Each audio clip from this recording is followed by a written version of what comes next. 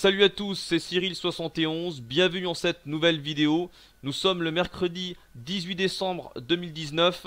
Je viens vous présenter un nouveau point météo pour vous annoncer encore une situation tempétueuse dans les prochains jours. Alors, déjà j'espère que vous avez un petit peu profité de ce temps calme et quasiment printanier, puisque là nous sommes pour l'instant dans un flux de sud plutôt protégé par cette dorsale anticyclonique qui nous vient d'Europe centrale. C'est la raison pour laquelle du coup c'est calme et très doux, ce flux de sud est très imposant. Et les dépressions atlantiques qui se rapprochent et qui ce soir nouveau un resserrement des isobars déjà sur la pointe bretonne. C'est la raison pour laquelle le vent a commencé à souffler là-bas. Et maintenant on va surveiller ce qui se passe ici sur cette partie là. Le jet stream en fait se situe là et ondule légèrement. Il va y avoir deux dépressions qui vont se développer là-dessus et qui vont être propulsées en direction de l'Europe de l'Ouest et notamment de notre pays. Alors, on a deux tempêtes en vue désormais qui se confirment ce soir sur les modèles. Première tempête en flux de sud et seconde tempête en flux d'ouest. Je vais vous montrer ensuite les rafales de vent et les pluies avec le modèle GFS 025. Mais déjà, je vais commencer à vous montrer ici les centres d'action. Regardez, on va voir évoluer donc la première dépression. Elle se situe au nord-ouest de l'Espagne ici pour demain soir. Alors elle est toute petite mais elle suffit pour resserrer les isobars. Et là on voit d'ailleurs donc un resserrement isobarique déjà sur l'Espagne, signe que le vent va également souffler fort là-bas. Et ça va passer les Pyrénées, donc tempête sur les Pyrénées, sur les cimes pyrénéennes. Et ensuite avec le déplacement de la dépression vers le nord-ouest du pays, on voit que les isobars à son tour se resserrent sur le sud, sud-est et est du pays. Voilà, c'est signe du vent très fort du coup. On voit très bien ici, c'est la différence entre la dépression atlantique et l'anticyclone sur l'Europe. La dépression, elle, se déplace en direction de la mer du Nord, voilà.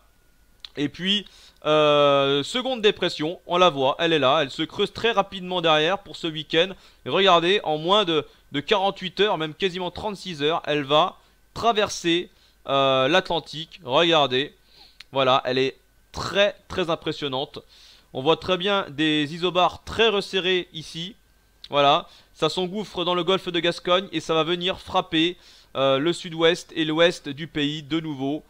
Comme on peut voir ici. Et cette dépression qui ensuite se décale vers le nord du pays en direction du Benelux. Du coup, on voit que les isobars se resserrent également à l'intérieur du pays. Et en même temps, dans ce flux d'ouest à nord-ouest, ça va encore une fois s'engouffrer en Méditerranée et développer une nouvelle dépression, vous voyez, au nord de l'Italie, occasionnant sans doute également une tempête entre Corse et continent. Voilà, ça c'est pour jusqu'à ce week-end. Et pour la semaine prochaine, alors non, on va pouvoir respirer. Au niveau des tempêtes, ça va enfin se calmer. Par contre, l'anticyclone semble mis en difficulté et de plus en plus faible là.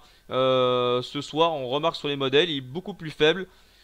Mais dans tous les cas, on ne parlera plus de tempête, c'est quasiment sûr. Voilà, juste à vous dire que, en tout cas, pour la période des fêtes, l'anticyclone serait plus faible que prévu initialement. Allez, c'est parti, je vais vous montrer les cartes maintenant du GFS 025, précipitation et vent. Alors, on va déjà regarder les précipitations et ça va concerner surtout le sud du pays. Alors, l'ouest et le nord-ouest vont également être concernés par des perturbations assez actives. Ça va commencer dès demain après-midi ici, essentiellement sur les régions entre la Bretagne, les Pays de la Loire et la Normandie. Voilà, et puis on aura évidemment lié à la dépression que vous avez vu évoluer sur le nord-ouest de l'Espagne, une nouvelle perturbation très active qui va traverser tout l'ouest, le nord du pays. Et c'est surtout, comme je vous l'ai dit, du côté du sud-est qu'il faut surveiller, avec de nouveau des précipitations qui vont venir se bloquer, notamment au sud des Alpes. Voilà, malheureusement, encore une nouvelle fois, entre le Var, le Vaucluse, les Alpes-Maritimes, les Bouches-du-Rhône. Surtout du côté des Alpes-Maritimes, on voit que ça va se bloquer un peu plus durablement là-bas. Alors qu'ailleurs, bon, les pluies vont être soutenues également sur l'est du pays, mais ça sera plus rapide.